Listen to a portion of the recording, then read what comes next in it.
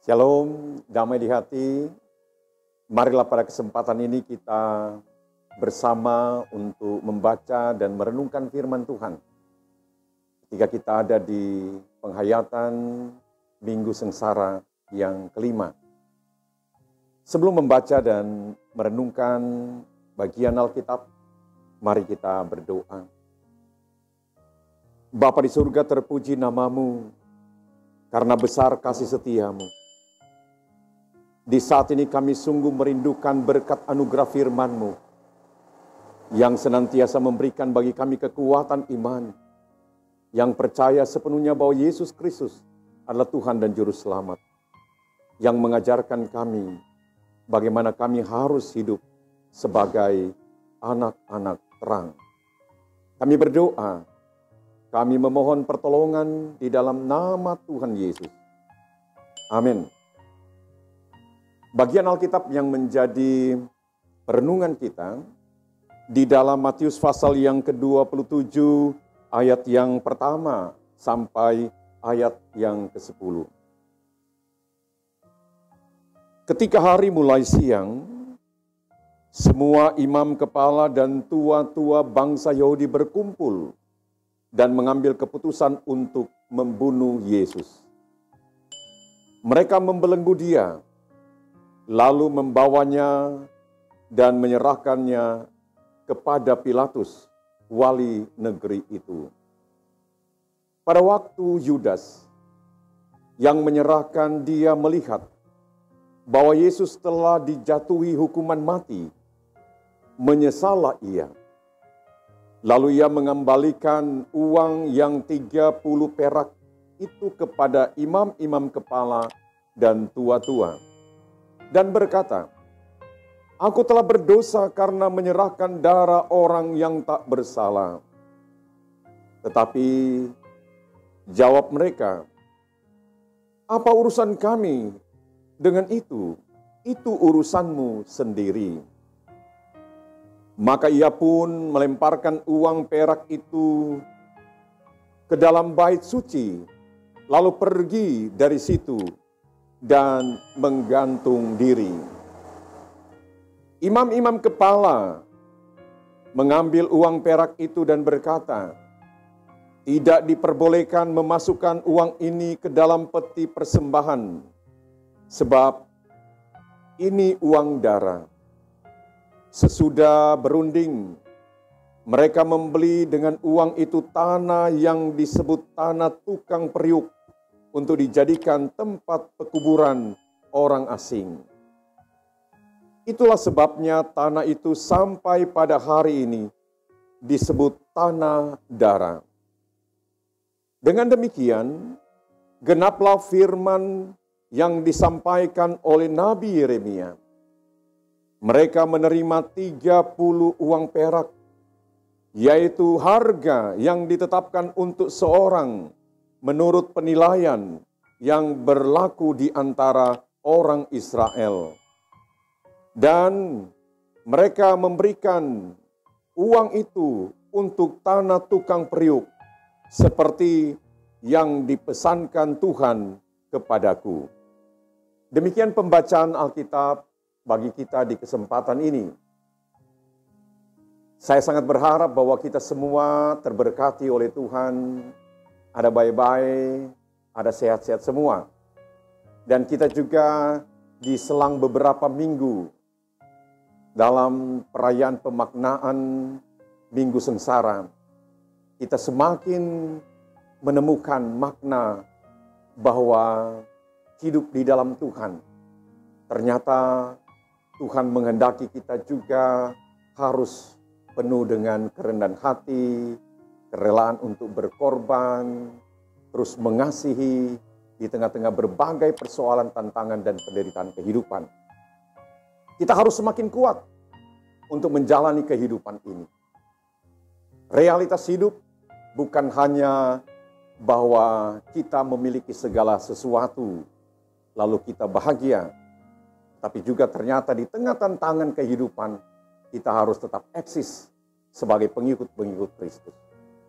Pada kesempatan ini, Kita diajak untuk merenungkan firman Tuhan yang bercerita tentang penyesalan Yudas Iskariot ketika dia telah menjual Tuhan Yesus.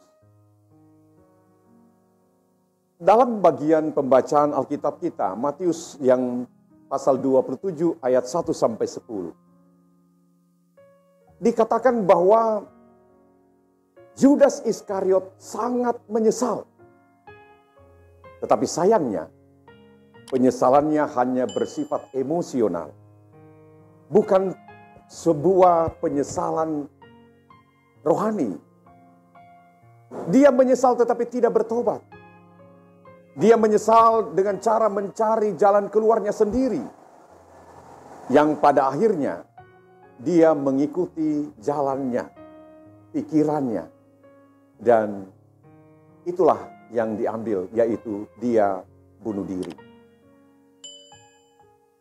Penyesalan yang ada pada Yudas bukanlah sesuatu yang harus menjadi contoh bagi kita di tengah-tengah menghadapi persoalan. Memang tidak ada orang yang tidak pernah salah. Tidak ada orang yang tidak berdosa.